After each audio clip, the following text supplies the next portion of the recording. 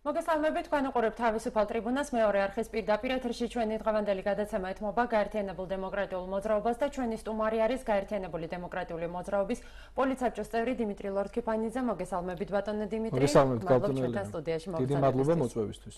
ბატონ დიმიტრი, დღეს საქართველოს პრეზიდენტი შეხვდა არასაპარლამენტო ოპოზიციას, როგორც ვიცით, განხილვის მთავარი თემა იყო აფხაზეთსა და ცხინვალის რეგიონში შექმნილი მდგომარეობა. კონკრეტულად რა საკითხები განიხილებოდა ამ შეხვედრაზე და ზოგადად რამდენად კმაყოფილი ხართ ამ მოვლენით? კიდევ ერთხელ მოგესალმებით, მივესალმებით ჩვენს მაყურებელს, მსმენელს.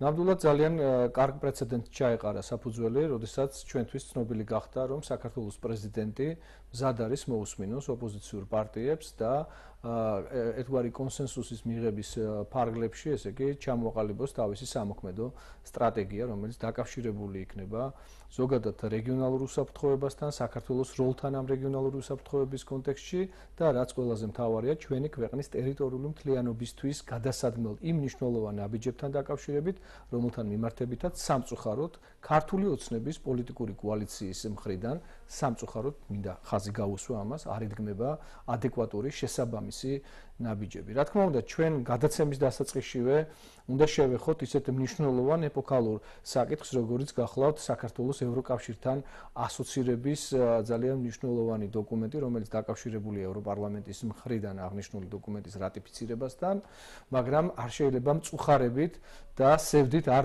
გაუსვათ ხაზი ამავე დროს იმ გარემოებასაც, რომ ორმაგ სტანდარტს ჰქონდა ადგილი, როდესაც ერთის მხრივ ჩვენ მთლიანად ვეყრდნობით ჩვენს დასავლელ პარტნიორებს და იმედს გამოვთქვათ მათთან სტრატეგიული პარტნიორობის ფარგლებში ჩვენი ქვეყნის წინაშე არსებული უმნიშვნელოვანესი საკითხების მოგვარებასთან, ხოლო მეორეს მხრივ ხვდებით ძალიან მწუხარებით იმ ფაქტს, რომ იმავე ევროპარლამენტის დეპუტატთა მხრიდან ერთსულოვანი აპლოდისმენტებით იქნა მიღებული პრეზიდენტად ყოფილი ბატონი სააკაშვილი, რომელიც არის დანაშაულთა ერთობლიობით ბრალდებული, დაუსწრებლად ბრალდებული ჩვენი სამართალდამცავი ორგანოებისა და პროკურატურის მხრიდან, რომელთა მუშაობის შეფასება ასევე ცალკე მსჯელობის და ცალკე გადაცემის საგანი უნდა იყოს. მე უბრალოდ ფაქტის კონსტატირებას ვახდენ.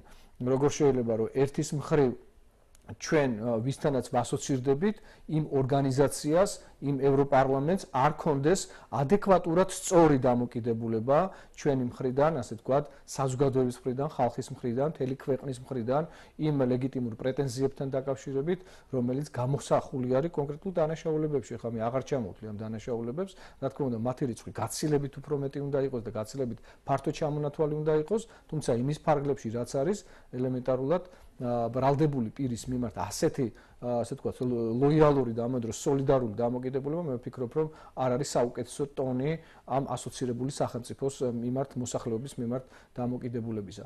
მეორეს მხრივ, დღევანდელი ჩვენი შეხვედრა საქართველოს პრეზიდენტთან, ბატონ გიორგი მარგველაშვილთან ატარებდა ძალიან კონსტრუქციულ ხასიათს.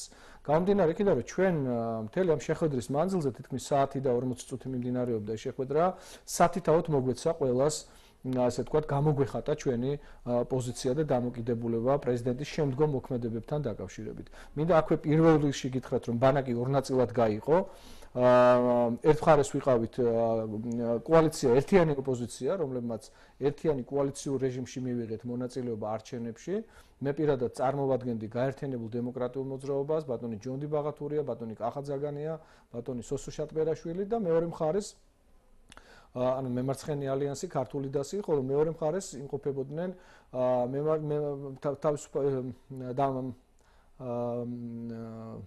ბატონი მამუკა კაციტაძე და ახალი მემარჯვენეები, ხო, ცოტა ამერია მათი სახელწოდება, ასევე ეროვნულ-დემოკრატიული პარტია, ევროპელი დემოკრატები და ბატონი ზურაბ ხარატიშვილი, დიახ, მისი პარტიული ორგანიზაციის ის არ მახსოვს დასახელება. უბრალოდ ამას რატომ უსვავ ხაზს, რომ მოხდა გასაოცარი რამ, რომ ეს ორგანიზაციები, რომლებიც მე ჩვენს მოპირდაპირ ბანაკად ჩამოთვალე, თავიდანვე გაიმიჯნენ ყველანაირ აზრს იმასთან დაკავშირებით, რომ საჭიროა პირდაპირი დიალოგის დაწყება, როგორც ინსტრუმენტის გამოყენება ჩვენი ქვეყნის ტერიტორიული მთლიანობის აღდგენის საკითხში და გულისხმობ აფხაზებთან და ოსებთან დიალოგს, რუსეთის ფედერაციის პოლიტიკური ხელმძღვანელობის მონაწილეობით. ანუ ის შეთავაზება, რაც გუშინ რუსეთის ფედერაციის პრეზიდენტის მხრიდან წამოვიდა, ბუნებრივია ვერ დარჩებოდა მსჯელობის საგნის გარეშე, ვერ დარჩებოდა უყურადღებოდ და ჩვენ ბატონ მარგველაშვილს გავამახვილეთ ამ საკითხთან დაკავშირებით, ასე იგი ამ საკითხის მნიშვნელობაზე აქცენტები გავაკეთეთ,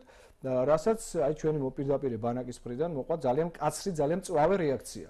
ქალბატონმა ფიქრია ჩიხრაძემ პირდაპირ განაცხადა, რომ მაშინ, როდესაც რუსეთის ფედერაცია საერთაშორისო საზოგადოების მხრიდან ექცევა მკაცრ სანქციებში, ჩვენ არ აგვაქვს უფლება, ასე თქვა, დემოკრატიული საზოგადოების ქმედების წინააღმდეგ განვახორციელოთ ეს მოქმედება და დავიწყოთ დიალოგი პუტინთან. რა თქმა უნდა, ჩვენ უნდა ვაცნობიერებდეთ, ქალბატონო ელენე, რომ პოლიტიკა ზოგადად არის შესაძლებლობების გამოყენების ხელოვნება. ამ შესაძლებლობებს როგორც წესი ქმნიან ზე სახელმწიფოები. და რა თქმა უნდა, საქართველოს მით უმეტეს იმ ეკონომიკურ ვითარებაში, რომელშიც იგი იმყოფება, ასეთი შესაძლებლობის შექმნის ფაქტის გარეშე რჩება. და როდესაც ჩვენ მხოლოდ და მხოლოდ გარემოებათა თანხwebdriver-ის იმედად ვართ და როდესაც აი ესეთი გარემოებები დღესდღეობით თავს იყრის ძალიან მნიშვნელოვან საკითხებში და მათ შორის გაერთიანებული დემოკრატიული მოძრაობის ლიდერმა ქალბატონმა ნინო ბურჯანაძემ არაურაზროვნად გააკეთა ძალიან სერიოზული განცხადება, რომელიც ინიციატივასთან იყო კავშირში, რაც დაკავშირებულია თავის მხრივ რუსეთის ფედერაციის მხრიდან ევროკავშირისთვის გაზის მიწოდების მეგა პროექტთან. იცით, ეს არის სამხრეთის ნაკადით წოდებული ესეთი მეგა პროექტი, რომელსაც შავი ზღვის ფსკერით უნდა გაევლო ბულგარეთზე და ბულგარეთი უნდა შესულიყო იმ სახელმწიფოებში, რომლებიც ასე იგი აღმოსავლეთ ევროპის სახელმწიფოთა შემადგენლობას ქმნიან ევროკავშირში. მაგრამ მოხდა ის, რაც მოხდა უკრაინასთან გამწვავებული მდგომარეობის გამო და თქვენ მოგეხსენებათ, რომ უკრაინასთან რუსეთი ფაქტობრივად იმყოფება ძალიან ესეთ სამხედრო კონფრონტაციულ მდგომარეობაში, არ მინდა საომარი უწოდო ჯერჯერობით, იმიტომ რომ ფაქტობრივად მწიფდება ესეთი კონფლიქტი და მე მინდა გითხრათ, რომ ამ კონფლიქტის არსებობის პირობებშიც კი ბატონი პოროშენკო, პეტრო პოროშენკო, როგორც უკრაინის პრეზიდენტი, ახერხებს კონდეს მუდმივი უწყვეტი კომუნიკაცია რუსეთის პრეზიდენტთან. იქნება ეს მინსკის ფორმატში თუ იქნება მისი პარტნიორი სახელმწიფოების და უკრაინის პარტნიორი სახელმწიფოების დიახ, უშუალო დახმარებით, ანგელა მერკელის დახმარებით, მაგალითად. ანუ ესეთი სატელეფონო კომუნიკაცია იქნება თუ მინსკის ფორმატში იქნება, ეს კომუნიკაციები მიმდინარეობს. რასაც ვერ ვიტყვით ჩვენ შესახებ, ანუ ჩვენი ხელისუფლების შესახებ. აქვე ისიც მინდა აი ლაიტმოტივად დავზინო, რომ ბატონი ბიძინა ივანიშვილის და ქართული ოცნების ერთ-ერთი უმთავრესი დაპირება სამართლიანი სამართლებრივი გარემოს აღდგენასთან ერთად უცილებლად რჩებოდა რუსეთის ფედერაციასთან იმ სამეზობლო პოლიტიკის ფარგლებში, ესე თქვა, ვითარების გამოსწორება და სამეზობლო პოლიტიკის ფარგლებში სწორედ ევროატლანტიკური კურსის შენარჩუნება ამავე დროს, რომელიც არ განხორციელებულა. ანუ ერთია რომ ხმამაღლა დეკლარირებს ქართული ოცნება ევროპისა და ევროატლანტიკური მისწრაფებების აუცილებლობაზე, მაგრამ მეორეს მხრივ სამეზობლო პოლიტიკის ფარგლებში თუნდაც ერთი წინ გადასადგმელი ნაბიჯის თუ გადადგმული ნაბიჯის შესახებ ხმას არიღებს. არა მაქვს ახლა ლაპარაკი კარასინისა და აბაშიძის ფორმატზე და ზოგადად ჟენევის ფორმატზე, რომელიც 59 რაუნდის მიუხედავად არავითარი შედეგის მომტანი არ აღმოჩნდა ჩვენი ქვეყნის. თუმცა სწორედ აბაშიძე კარასინის ფორმატის შექმნას უკავშირებდნენ ისინი სწორედ იმ სწრაფოს რუსეთთან ურთიერთობის დალაგების შესახებ. ბუნებრივია, არ შეიძლება ესე იგი შეხვედრებისთვის ტარდებოდეს. შეხვედრა უნდა იყოს ორიენტირებული შედეგზე. შედეგი ამ შემთხვევაში, რა თქმა უნდა ყოფილიყო როგორც მინიმუმ ესე იგი ნიადაგისა და ფონის მომზადება უმაღლეს პოლიტიკურ წარმომადგენლებს შორის ურთიერთობის დაწყებისა. და აი გუშინ წინ გაკეთდა ესეთი განცხადება ბატონი ვლადიმერ პუტინის მხრიდან, რომლის და ამ განცხადების მიმართ რაიმე ტიპის დამოკიდებულება გარდა აბსოლუტური ნეგატივისა, არადასაბუთებულისა, არაარგუმენტირებულისა, რომელიც ჩვენ პარლამენტის წევრებისგან მოვისმინეთ, უმრავლესობისგან ჩვენ არაფერი მოგვისმენია. და დღეს რა თქმა უნდა ჩვენ ამ შეხვედრაზე განსაკუთრებული ყურადღება გავამახვილეთ და გვაინტერესებდა ბატონი გიორგი მარგველაშვილის დამოკიდებულება საკითხის მიმართ. მე მინდა აი სიტყვით გადმოგცეთ მისი დამოკიდებულება.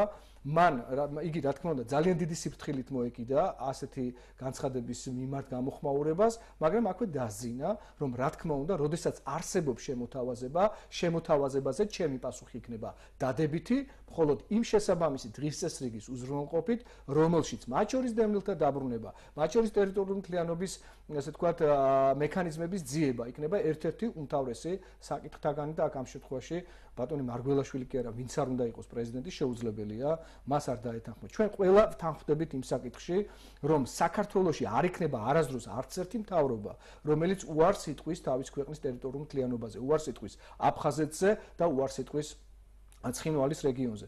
ბუნებრივია ჩვენი პოლიტიკური ორგანიზაცია, გაერთიანებული დემოკრატიული მოძრაობა, მისი ლიდერი ქალბატონი ნინო ბურჯანაძე და მთელი მთავარი კომიტეტი ამ გაერთიანებისა თანხმდებით და ვაცხადებთ და ხმამაღლა დეკლარირებთ იმაზე, რომ საქართველოს არ უნდა გადაიქცეს ზესახელმწიფოთა დაპირისპირების პოლიგონად. პირიქით, ჩვენ ყველა რესურსი უნდა გამოვიყენოთ იმისთვის და მათ შორის მე დავიწყე და აღარ დავასრულე სწორედ აი ეს მეგაპროექტი, რომელიც უნდა განვითარებულიყო ბულგარეთის გავლით ევროკავშირის წევრ სახელმწიფოებში რუსეთის ფედერაციის მხრიდან გაზის მიწოდების კონტექსტში და რომელმაც გადაინაცვლა რუსეთსა და თურქეთს შორის მოლაპარაკებების დიალოგში, ამაში საქართველოს შეუძლია მიიღოს ძალიან მნიშვნელოვანი მონაწილეობა. თქვენ იცით, რომ მილსადენის გატარება შავი ზღვის ფსკერზე, ეს არის ძალიან დიდ ფისკალურ დანახარჯებთან კავშირში და როდესაც საქართველოს შესთავაზებს, თქვა, თურქეთის ხელისუფლებას და რუსეთის ხელისუფლებას, რომ ხმელეთზე მოხდეს ასეთი მილსადენის გატარება, ის რა თქმა უნდა მინიმუმ 5 ჯერ მაინც ამცირებს ასეთი პროექტის ღირებულებას და წმინდა ეკონომიკური თვალსაზრისით, რაც დღეს გამეფებული, ასე ვთქვათ, ეკონომიკური კრიზისის ფონზე ძალიან აქტუალური თემაა, რა თქმა უნდა, როგორც რუსეთისთვის, ისე თურქეთისთვის და შესაბამისად საქართველოსთვისაც ეს უნდა იყოს გარკვეული, ასე ვთქვათ, პოლიტიკური, ეკონომიკური დივიდენდების მიღების შესაძლებლობა და ვინ თუ არა საქართველოს პრეზიდენტი, რომელიც საქართველოს კონსტიტუციით გვევლინება საგარეო პოლიტიკური, ასე ვთქვათ, ვექტორის ერთ-ერთი მთავარი განმსაზღვრელი და პასუხისმგებელი პირი უნდა იქნეს ჩართული პირდაპირი წესით. ასე რომ მე დღეს შემიძლია თამამად გითხრათ, რომ ბატონი მარგველაშვილის მხრიდან ჩვენი, ანუ აი ამ ფლანგისკენ უფრო დავინახეთ გადმოხრა და უფრო მეტად დავინახეთ მზაობა ასეთი დიალოგის დაწყებისა რუსეთის ფედერაციის პრეზიდენტთან, ვიდრე ესე იგი გაზიარება იმ მოსაზრებისა, იმ სკეპსისისა, რომ არავითარი მოლაპარაკებები არ უნდა დავიწყოთ და თურმე უნდა ველოდებოდეთ, ესე იგი, რომ თავისთავად განვითარდება მოვლენები ქვეყანაში, რომელსაც 42% საზღვრებისა არ აქვს დემარკირებული. ეს ყველასთვის ცნობილი გარემოებაა, რომელშიც არსებული მოსახლეობის, მკვიდრი მოსახლეობის ძალიან დიდი პროცენტი უბრალოდ გაედინება ქვეყნის ფარგლებს გარეთ და მხოლოდ 1 წელი, 2010 წელია ამისი ნათელი ილუსტრაცია, როდესაც ქვეყანა უკან შემოუსვლელად დატოვა 160,000-მა ჩვენი ქვეყნის მოქალაქე. ქვეყანა, რომელიც საგარეო ვალების, ასე ვთქვათ, ზრდის ტენდენციას აგრძელებს და 10 მილიარდ ლარს გადაცდა ჩვენი საგარეო ვალი. ქვეყანა, რომელსაც არ გააჩნია არავითარი ეკონომიკური ბერკეტები იმისთვის, რომ უზრუნველყოს 834,000 ბენეფიციარი პენსიონერის, ასე ვთქვათ, ელემენტარული სასიცოცხლო ფუნქციები. ლაპარაკია იმაზე, რომ ჩვენ, რა თქმა უნდა, დღის წესრიგში სამართლებრივ სახელმწიფოში რომ ცხოვრობდეთ, უნდა ვაყენებდეთ იმას, რომ 70 წლის ქალბატონი პენსიას უნდა ღებულობდეს სწორედ იმ დამსახურებისა და წელთა დამსახურებების მიხედვით, რომელიც მან მთელი თავის ცხოვრების განმავლობაში გამოიმუშავა და დღეს ჩვენ ამ საკითხსაც კი ვეღარ ვაყენებთ იმ უნიათო პოლიტიკის გამო, რომელსაც ჩვენი ხელისუფლება ეწევა და რეალურად ჩვენ ვითხოვთ იმას, რომ საარსებო მინიმუმს გაუთანაბრდეს ის ეგრეთ წოდებული პენსია, რომელიც თავისი სამართლებრივი სტატუსით არის შემწეობა და არა პენსია. და როდესაც საარსებო მინიმუმზეა ლაპარაკი 160 ლარი, რა თქმა უნდა, ეს არის სამარცხვინო პრეცედენტი და მისი 10 ლარით გაზრდა ისიც მომავალი წლის სექტემბრიდან, ეს უბრალოდ დაცინვა. მე ამაზე კომენტარსაც კი ვერ გავაკეთებ. ამასთან დაკავშირებით ჩვენ ეთერში ყავდნენ სახელმწიფო გუნდის წარმომადგენლები, რომლებიც აცხადებდნენ, რომ ფიზიკურად შეუძლებელი აღმოჩნდა პენსიის აწევა 160 ლარზე მეტი ოდენობით. თუმცა მაშინ რატომ მოკეთდებოდა ის დაპირებები, რატომ ვერ მოხდა გადათვლა? რა თქმა უნდა, რატომ ვერ მოხდა გადათვლა? რატომ არის რომ ჩვენ სოფლიოს მასშტაბით, ეხლა აღარც ევროპას ვედრები, აღარც აღმოსავლეთ ევროპას და აღარც შეერთებულ შტატებს. მთელი სოფლიოს სტატისტიკის დონეზე რომ მიმსჯელოთ, ერთ-ერთი უკანა რიგში მყოფი ქვეყანა ვართ, რომელიც თავისი ქვეყნის სახელმწიფო ბიუჯეტის 42%-ს მოიხმარს სახელმწიფო ხარჯებისა და ადმინისტრაციული ხარჯების უზრუნველსაყოფად დაწყებული პენსიები, უკაცრავად და ხელფასებით და ის ყბადაღებული სახელფასო დანამატებით და ისევ ყბადაღებული პრემიებით და გაგრძელებული ჯიპებით, ავტომანქანებით, 1000 ლიტრიანი მომსახურებით საწვავისა, ავტოპარკის უზრუნველყოფით და ასე შემდეგ. წარმოგიდგენიათ თქვენ, ჩვენი შემოსავლის 42%, ანუ ბიუჯეტი რომ წარმოვიდგინოთ, ხო, ის რაც შემოგვდის ჩვენ, რომ ხმარდებოდეს ჩინოვნიკებს და არა იმ ადამიანებს, ვინც უშუალოდ ბენეფიციარს წარმოადგენს, ხო? ეს არის ყოვლად წარმოუდგენელი, ყოვლად დაუშვებელი. ქამრების შემოჭერის პოლიტიკა წინა ხელისუფლების, აი ზუსტად ისევე არის გაგრძელებული თავისი არა შეუქცევადი, ასე ვთქვათ, ნეგატიური გამოხატულებებით, როგორცაც სააკაშვილის რეჟიმი ეწეოდა და ამ ხრივ მე ვერავითარ პროგრესს ვერ ვხედავ. დარწმუნებული ვარ, ძალიან ბევრი ჩვენი მოქალაქე, რომელიც ახლა გვიცხერის ტელეეკრანებიდან დაგვეთანხმება ამ კუთხით, რომ საშინაო პოლიტიკის თვალსაზრისით, სოციალური პოლიტიკის თვალსაზრისით ქვეყანაში ძალიან მძიმე ვითარება არის, რა თქმა უნდა, გამონათება, არის ამ შემთხვევაში ჯანდაცვის რეფორმის ზოგიერთი ასპექტი გასათვალისწინებელი, რომელიც მაგალითად შეეხება გეგმიური ოპერაციების, ხო, გადაუდებელი ოპერაციების წარმოებას და ამ ხრივ შედარება არ არის იმ ეგრეთ წოდებული IAF სადაზღვევო პრემიით მოსარგებლე ადამიანების აბსოლუტურად უუფლებობასთან, რომელსაც სააკაშვილის დროს ჰქონდა ადგილი, მაგრამ ამ ხრივად ძალიან სერიოზული გარღვევის წინაშე ვდგევართ, იმიტომ რომ იგივე გეგმიური ოპერაციების თვალსაზრისით იმ 30%-ის მოძიების უნარიც კი აღარ აქვს ადამიანებს, იმდენად არის ქვეყანა გაღატაკებული. მე პირდაპირ გეუბნებით, რომ ქვეყანაში არის ტოტალური გამათხოვრების პოლიტიკა. ბატონ დიმიტრი, ასევე არის ვარაუდი, რომ ის სოციალური ბიუჯეტი, რომელსაც ხელისუფლება ერთ-ერთ მიღწევად ასახელებს, ექსპერტები თქმით, არ აძლევს ქვეყნის ეკონომიკას განვითარების საშუალებას. აი ამ შემთხვევაში ბიუჯეტის თვალსაზრისით სწორი დაგეგმარება იყო თქვენი აზრით, თუ იყო ხარვეზები და შეიძლებოდა უკეთესად ბიუჯეტის დაგეგმა? იცით, ყველაფერი დაკავშირებული არის იმ შემოსავლებთან, რეალურ შემოსავლებთან, რომელსაც სახელმწიფო უნდა ღებულობდეს იმის და განურჩევლად, თქვათ, რა საგარეო სესხის აღების პროცესია იმ მომენტში, იმიტომ რომ ნებისმიერი პროექტის განხორციელება ავკარგიანად, ცუდად თუ კარგად შესაძლებელია, თუ კი გარანტია გვაქვს, რომ ის, რა ქვია, საგარეო სესხს ჩვენ აი ამ კონკრეტული სოციალური პროგრამული ბიუჯეტის ფარგლებში ჩვენ განვახორციელებთ, მაგრამ უკაცრავად ვის აწვება ეს საგარეო ვალი საბოლოო ჯამში და ხომ არ იქნება ეს მომავალში ჩვენი ქვეყნის დეფოლტის გამომწვევი, ხო? ამასთან დაკავშირებით არავითარი განცხადებები არ გექნება, მაგრამ ბოლო დროს განვითარებული მოვლენები, ლარის კურსის დევალვაცია, ქვეყანაში წარმოქმნილი სერიოზული ეკონომიკური კრიზისი ჩვენ გვაფიქრებინებს, რომ ნებისმიერი სოციალური ბიუჯეტი თუ უკაცრავად პროგრამული ბიუჯეტით ესე იგი აპელირება და მისით პოზიციონირება სხვა არაფერია თუ არა დროებით გახანგრძლივება სიცოცხლისა იმ სახელმწიფო გუნდისთვის, რომელმაც ელემენტარულად ვერ უზრუნველყო ყველაზე უფრო მოწყვლადი სოციალური ჯგუფების უზრუნველყოფა ელემენტარული საარსებო მინიმუმით და კიდევ ერთხელ ვიმეორებ, 220 ლარი მე არ მithქვამს.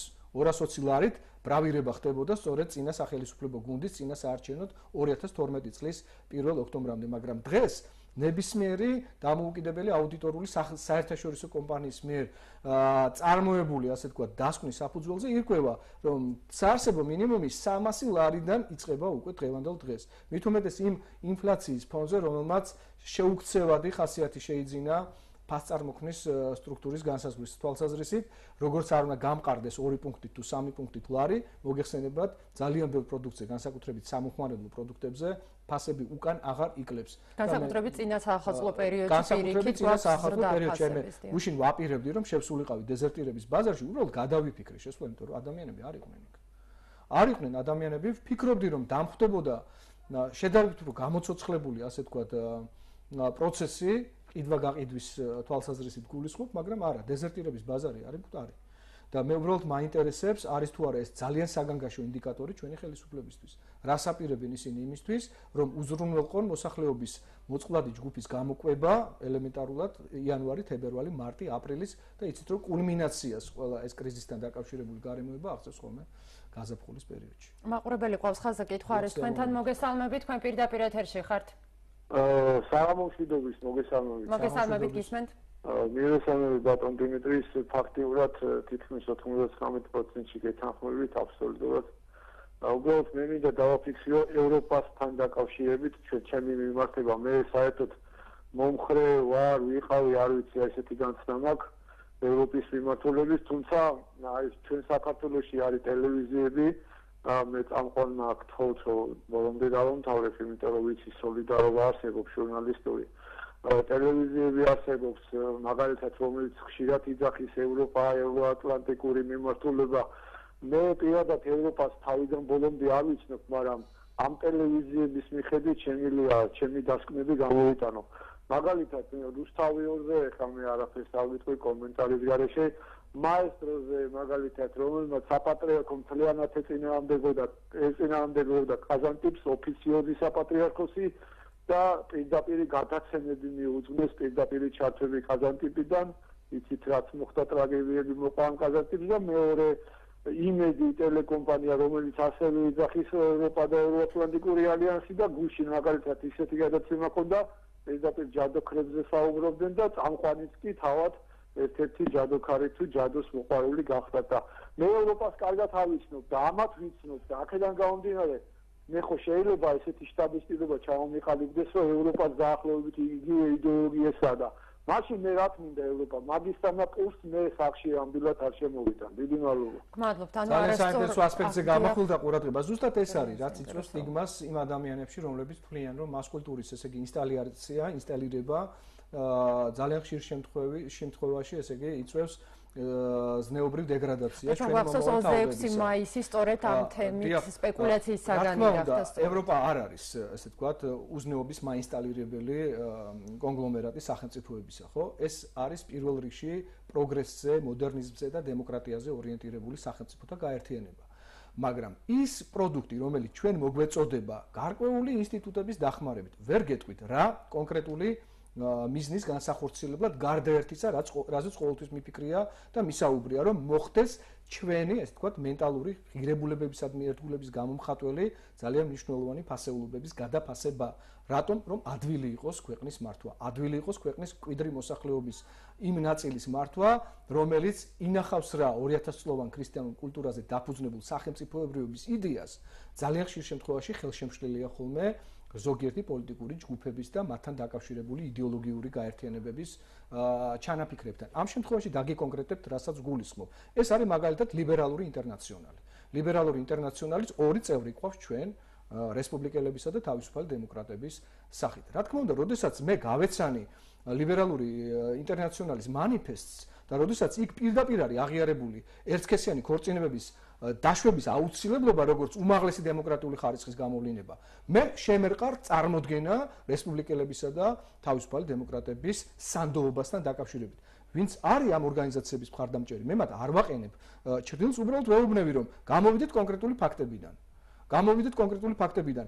არ უნდა იყოს ისეთი ფსევდოფასეულობების ღირებულების დამცველი, რომელსაც ჩვენ ცხოვრებაში საკუთარ ოჯახში არ ატარებ. აი ამის თქმა მინდა. და ეს არის მარტივი მტკიცებულება იმისა, რომ ის ყველაფერი კეთდება იმისთვის, რომ ძალაუფლებაში გაიხანგრძლივოს ამა თუ იმ პიროვნებამ თავი და იყოს ხელისუფლებაში მოსული, ხო? ამიტომ ჩვენ გაერთიანებული დემოკრატიული მოძრაობა, როდესაც ჩვენ გვაბრალებენ იქ პრორუსულობას თუ არაპროევროპულობას, კიდევ ერთხელ ხმამაღლა ვაცხადებ. დიახაც ჩვენ მიგვაჩნია, რომ საქართველოს ადგილი არის ევროპულ ოჯახში. და ამავე დროს ჩვენ მიგვაჩნია, რომ ევროპულ ოჯახში ჩვენი თავის დამკვიდრება აუცილებლად უნდა გადიოდეს სამეზობლო პოლიტიკის მოგვარების გზაზე. ამავე დროს ჩვენ ვთვლით, რომ არც ერთი სამხედრო პოლიტიკური ალიანსი არ არის ჩვენი საბოლოო მიზანი. ნებისმიერი სამხედრო პოლიტიკური ალიანსი, ნებისმიერი პოლიტიკური ალიანსი ზოგადად, იქნება ეს ნატო, იქნება ეს ევროკავშირი, იქნება ეს შანხაის კავშირი, ევრაზიული კავშირი ზოგადად, შესაძლებელია და აუცილებელიც არის რომ განხილვადი იყოს და არა განხილული, განხილვადი იყოს როგორც ჩვენი ქვეყნის გლობალური უსაფრთხოების დაცვის და ამის წინაშე არსებული გამოწვევების მოგვარების ინსტრუმენტი. რა არის აქ მიუღებელი, რა არის აქ გაუგებარი. ამකიდან გამომდინარე, ჩვენ ვთვლით, რომ ჩვენი პოლიტიკური ორიენტაცია და კურსი არის პროეროვნული, პროქართული, რომელიც თავის მიზნის მიღწევის საშუალებად და ფორმად განიხილავს ნებისმიერ ფორმაციას, რომელიც თანამედროვე სოფლიოში არსებობს, რა თქმა უნდა, ყველა იმ კონტექსტით, რომელიც მისაღები იქნება ჩვენი ქვეყნის, ესე იგი, მკვიდრი მოსახლეობის აბსოლუტური უმრავლესობისთვის და აქ მე რაღაცა ეროვნულში მარტო ქართულს არ გულისხმობ, ქალბატონ ელენე, ჩვენ ზუსტად ის გვაკლია, რაზეც ახლა მინდა მე აქცენტი გავაკეთო. ეს არის ჩვენი ხალხის, ქართველი ხალხის, საქართველოში მცხოვრები ადამიანების პოლიტიკურ ქართველებად ჩამოყალიბების ვერ შემდგარი პროცესი.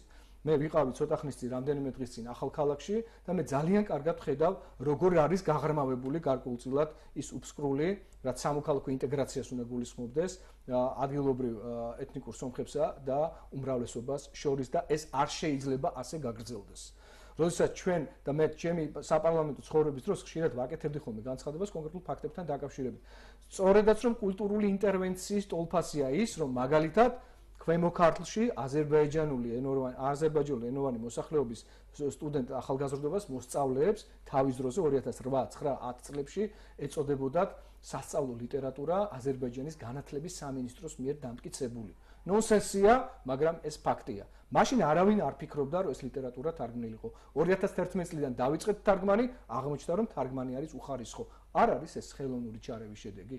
როგორ არის რომ აი ეს როგორ ემთხვევა რომ ამ წლების განმავლობაში ჩვენ ვერ მოვახერხეთ მაგალითად სახელმწიფო ენის სწავლების უზრუნველყოფა ქვემო ქართლში და ახალქალაქის რეგიონში, ხო, სამცხე-ჯავახეთში ზოგადად. როგორ ვერ მოვახერხეთ რომ ნიჭიერი ახალგაზრდები ამ რეგიონებიდან, ეროვნული უმცირესობებით დასახლებული რეგიონებიდან მოვიწვიოთ გარკვეული პრეფერენციების საფუძველზე, ვასწავლოთ მათ და დავაბრუნოთ ლიდერებად თავიანთ, ასე ვთქვათ, რეგიონებში. როგორ ვერ მოვახერხეთ რომ მოვახდინოთ სამოქალაქო ინტეგრაციის ამსახველი კონკრეტული პრაქტიკული ღონისძიებების განხორციელება და არა უცხო ქვეყნის ბიუჯეტიდან დაფინანსებული და უცხო ქვეყნის გადასახადის გადამხდელთა ჯიბებიდან დაფინანსებული ზოგიერთი საეჭვო რეპუტაციის არასამთავრობო ორგანიზაციების პროექტებისა, რომლებიც ფაქტიურად არა შედეგზე არიან ზოგადად ორიენტირებულნი, არამედ იმ პროცესზე,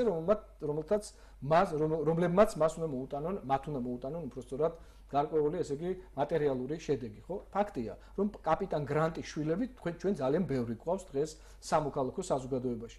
და სწორედ ამაზე არის ჩვენი პოლიტიკური გაერთიანება ორიენტირებული, სწორედ ამიტომ ვთვლით ჩვენ რომ ძალიან მნიშვნელოვანია რომ ჩვენი რიგები გაიზარდოს კოალიციურ რეჟიმში და ეხლა თქვენი ეთერით კიდევ ერთხელ ვაცხადებ რომ ჩვენი კარი არის ღია ყველასთვის.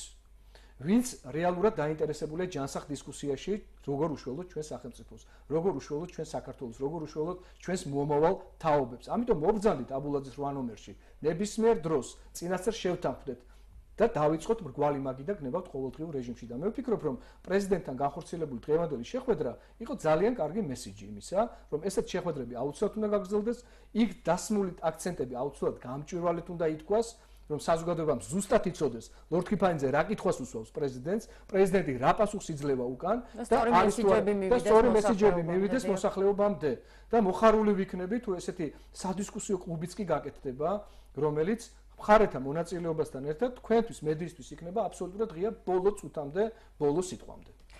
მაყურებელი დაგვიკავშირდა კითხვა არის თქვენთან, მოგესალმებით, თქვენ პირდაპირ ეთერში ხართ? გამარჯობათ. მოგესალმებით. გამარჯობა, მოგესალმებით. პირდაპირ ეთერში ვარ? დიახ, გისმენთ ბატონო. გამარჯობათ ბატონო დიმიტრი. მოგესალმებით. მე მაქვს კითხვა კონკრეტული დღეთან. დიახ. რას ფიქრობთ პრეზიდენტის ინსტიტუტის გაუქმებაზე საქართველოში და მეფის კარის ინსტიტუტის აღდგენაზე? ძალიან კარგი შეკითხვა, მე მაქვს ამასთან დაკავშირებით ჩემი ჩამოყალიბებული პოზიცია. ეს არის ჩემი სუბიექტური ხედვა ამ შემთხვევაში, პარტიულ პოზიციას ნამდვილად არ ვაჟღერებ. რომ შეიძლება პარტიაში იყვნენ ადამიანები, რომელსაც განსხვავებული პოზიცია აქვთ ამასთან დაკავშირებით, მაგრამ მე მინდა გითხრათ, რომ ჩემი ცხოვრების აზრი და საბოლოო მიზანი ნამდვილად იქნება ის, რომ საქართველოში დამყარდეს კონსტიტუციური მონარქია, ოღონდ იმ ევოლუციური პროცესის, ასე ვთქვათ, მანძილზე, რომელმაც უნდა უზრუნველყოს ჯერ პირველ რიგში ძლიერი საპარლამენტო რესპუბლიკის ჩამოყალიბება, რამაც საბოლოო ჯამში მონარქიის იდეა უნდა გააცოცხლოს. რა თქმა უნდა, ძლიერი საპრეზიდენტო ინსტიტუტი ამ შემთხვევაში იქნება უბრალოდ გამართლებული, თუ კი პრეზიდენტი იქნება ზნეობრივად კეთილი, ზნეობრივად ჩამოყალიბებული, აბსოლუტურად ეროვნული და მისი საპრეზიდენტო ძალაუფლება მოხმარდება საბოლოო ჯამში საპარლამენტო რესპუბლიკად ქვეყნის ჩამოყალიბების. სხვა შორის ეს იდეა არის ის, რაც საგურამოს მანიფესტში დაიწერა 2007 წლის ცნობილი მოვლენების დროს, როდესაც გაერთიანდა მთელი ოპოზიციური სპექტრი და მათ მიიღეს და მათ შორის მეც გახდით, მიიღეს მანიფესტი, რომლითაც საპარლამენტო რესპუბლიკად ქვეყნის, ასე ვთქვათ, სახელმწიფო მართვის მოდელის ჩამოყალიბება იყო საეტაპო მოვლენა, რომ საბოლოოდ, ესე იგი, მონარქია, როგორც ღვთისწინაშე მაამებელი ერთადერთი ფორმა, ესე იგი, ჩვენი სახელმწიფო მართვის მოდელისა ყოფილიყო უზრუნველყოფილი. თუმცა ეს არის მომავლის პროცესი. ეს მომავალი როდის იქნება, ეს ჩვენზეა დამოკიდებული, რამდენად ჯანსაღად შევხედავთ დღეს არსებული მოდელის, ასე ვთქვათ, სისუსტეებს და სუსტ მხარეებს და მე მინდა გითხრათ, რომ დანარჩენი წინა წლების განმავლობაში სამწუხაროდ არამც თუ ხელი არ ეწყობოდა საქართველოს კონსტიტუციის განვითარებას, არამედ საქართველოს კონსტიტუცია ზუსტად ისეთივე დასაცავი გაგვიხდა დღეს ჩვენ, როგორც ნებისმიერი უფლება დარღვეული ადამიანი. შეიძლება რომ 2004-დან 2010 წლამდე 21 ცვლილება შევიდა კონსტიტუციაში, 2010 წლისთვის მთლიანი რეფორმა მოხდა კონსტიტუციისა და დღეს მიუხედავად იმისა, რომ სახელმწიფო საკონსტიტუციო კომისიას დეკლარირებული აქვს და ვალდებულებები აქვს აღებული, რომ 2015 წლის 1 მარტამდე უნდა მოახდინოს გარკვეულ საკითხებთან დაკავშირებით ცვლილებები და პირველ რიგში საარჩევნო სისტემებთან დაკავშირებით, არამც თუ არ მუშაობს, საერთოდ ესე იგი პოლიტიკურ პასუხისმგებლობასაც კი არ იღებს სამწუხაროდ ჩვენი პარლამენტის თავმჯდომარე ბატონი დავით უსუფაშვილი, რომელიც ამავე დროს გახლავთ სახელმწიფო საკონსტიტუციო კომისიის თავმჯდომარე და რომელსაც რამდენიმე დღის წინ ღია ბრიფინგით მიმართეთ თხოვნით. თხოვნით და არა რაიმე ნიშნის მოგებით და პოლიტიკური ქულების წერის მიზნით.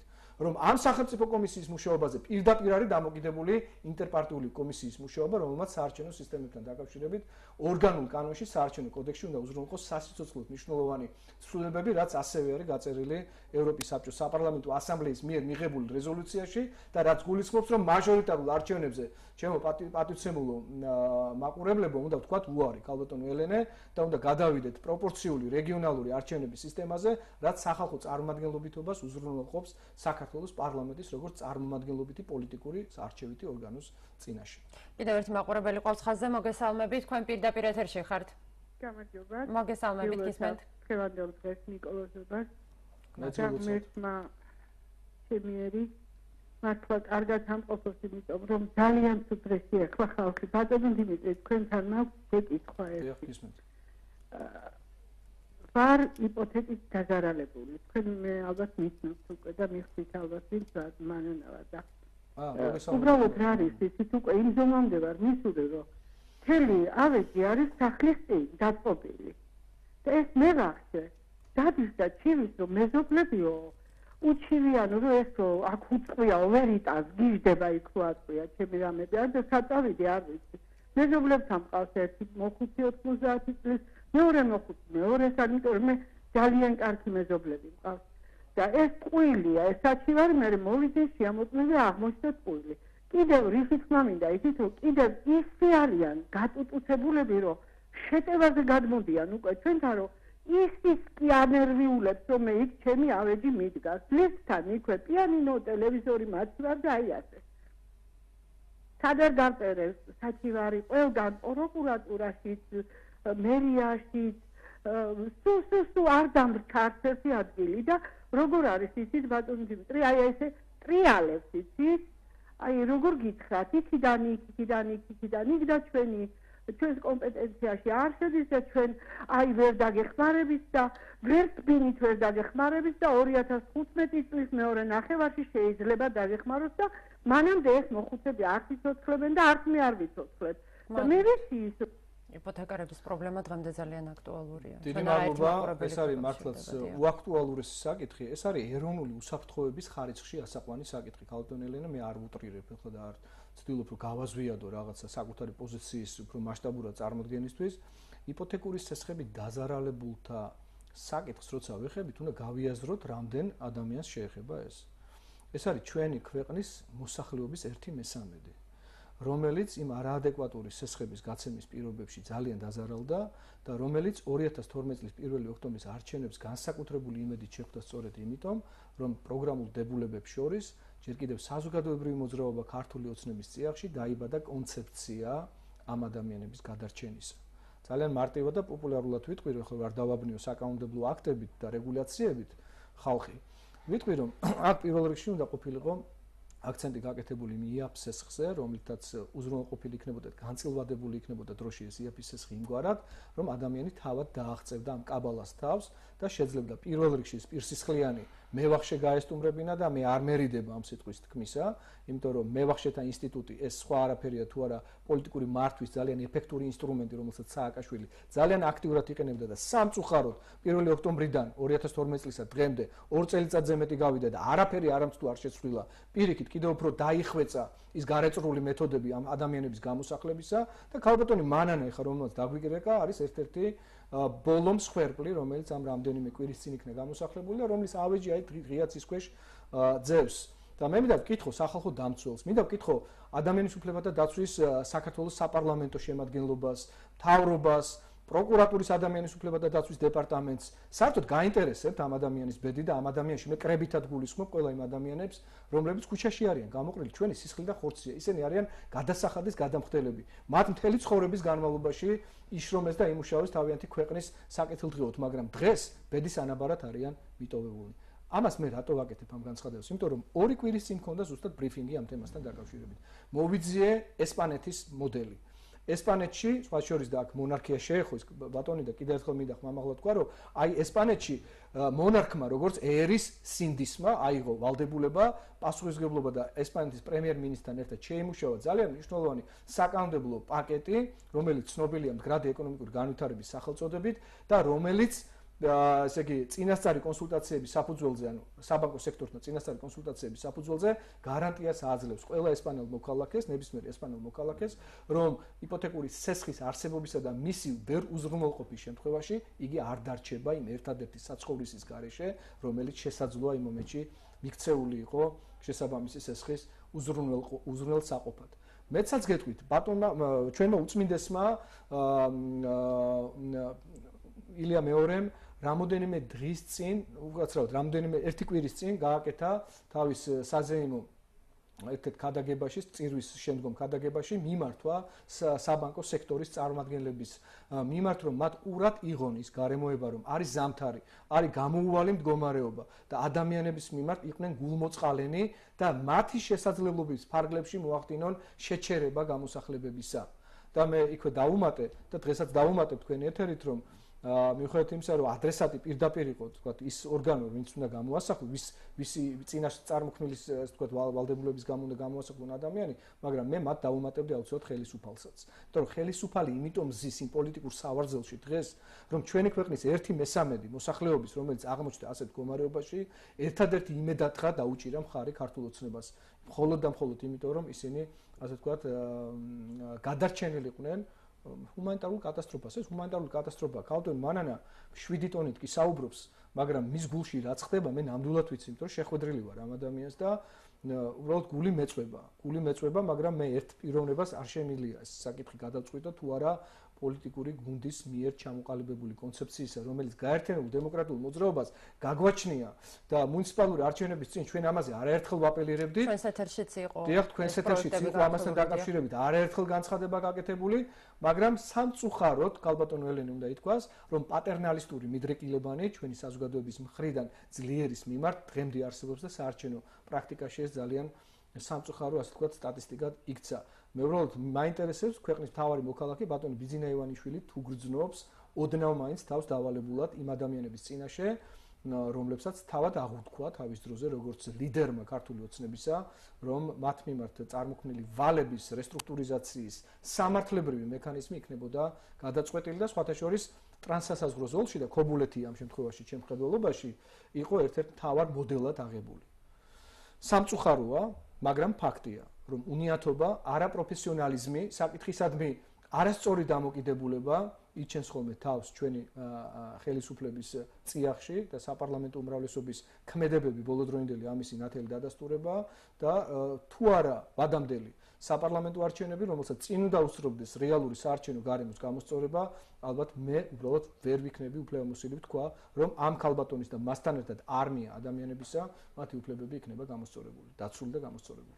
ბატონ დიმიტრი, ჩვენი გადაცემის ბოლოს კიდევ ერთი კითხვა მინდა დაგიცვა. დღეს იმართება დემოკრატიის და თანასწორობის ფორუმი, რომელსაც მეორე არხი პირდაპირ ეთერში შესთავაზებს მაყურებას. თქვენ ესწრებით ამ ფორუმს, როგორია თქვენი დამოკიდებულება აი ამ პრობლემის მიმართ, რომელმაც ბოლო ერთი თვის წინ განსაკუთრებით იჩინა თავი. მინდა ვისარგებლო თქვენი ეთერით და პირველ რიგში მადლობა გადაგიხადოთ იმ ღვაწლისთვის, რომელიც აი ამ მნიშვნელოვანი ფორუმის პირდაპირ ეთერში გაშუქებას ეძღვნება. ეს არის ძალიან მნიშვნელოვანი აქტი სამოქალაქო ჩართულობის თვალსაზრისით, რომელსაც ორგანიზატორობს ნიდერლანდების საერთაშორისო ინსტიტუტი დემოკრატიის განვითარების თვალსაზრისით. ამ პროექტში ვარ მე ჩართული როგორც პოლიტიკური გაერთიანების წარმომადგენელი, სწორედ მე რომ გითხარით ახალქალაქში ვიმყოფებოდი მეთქი ამ ინსტიტუტის დამსახურება და მინდა ვუსურო ამ ფორუმს წარმატება, ეს ეხება ერთის მხრივ ქალთა წინააღმდეგ ძალადობის ასე ვთქვათ პროცესის დაგმობას, რომელსაც რაღაცა ტენდენცია შეექმნა, ასე ვთქვათ, ქვეყანაში მძიმე სოციალური ფონიდან გამომდინარე პირველ რიგში და აქ იქნება წარმოდგენილი ძალიან საინტერესო პოზიციები, უშუალოდ მეც მონაწილეობ ამ ფორუმში და ჩვენი მესიჯიც და ჩემი მესიჯიც იქნება გაჟღერებული თქვენი ეთერით და იმედს გამოვთქვამ, რომ მსგავსი ფორუმი სწორედაც ხელს შეუწყობს ქალთა ჩართულობას ქვეყნის საზოგადოებრივ პოლიტიკურ ცხოვრებაში და ამ მხრივ ვფიქრობ, რომ ჩვენი პოლიტიკური ორგანიზაცია ერთ-ერთ მოწინავეთა რიგებშია, ჩვენ უკლებრივ ყველა საარჩევნო ოლქში უზრუნველყავით ქალთათვის ის კვოტა, რომელიც წარმოდგენილი იყო რეკომენდაციის სახით საერთაშორისო ორგანიზაციების მხრიდან და ჩვენ გარდა ამისა, ისიც მინდა აღვნიშნო, რომ ყველა უმცირესობის ენაზე ვთარგმნეთ ჩვენი საპროგრამო დებულებები. ასე რომ იმეც ვიტოვებ, რომ დღევანდელი ფორუმი ხელშეუწყობს ქალთა ჩართულობის უზრუნველყოფას ქვეყნის პოლიტიკურ და საზოგადოებრივ ცხოვრებაში. და კიდევ ერთი თხოვნა, კითხვაც არ იქნება ეს, ჩვენ ფაქტურად ვასრულებთ სეზონს, რამოდენიმე გადაცემაში დასრულდება უკვე თავისუფალი ტრიბუნის ეს სეზონი. რას ეტყოდით თქვენს მაყურებელს, თქვენს ამომრჩეველს, იმ ადამიანებს, ვინც გვიყურებს, რას უნდა ველოდოთ 2015 წლისგან და როგორი იყო 2014 წელი რამდენიმე წინათ? ნამდვილად ძალიან საინტერესო შეკითხვაა. ჩვენ პირველ რიგში ვთანხმდებით, რომ გამოდივართ ყველა იმ დებულებიდან, რომელიც პროგრამული დებულების დონეზე იქნა წინასაარჩევნო უზრუნველყოფილი ქართული ოცნების მხრიდან და ძალიან კარგად ხედავთ, რომ ყველა ის მნიშვნელოვანი საკითხი და აქ მოდით რომ არ განვაზოგადოთ ყველაფერ დეტალებში, ორი უმნიშვნელოვანესი ასპექტი გამოვყოთ, ხო?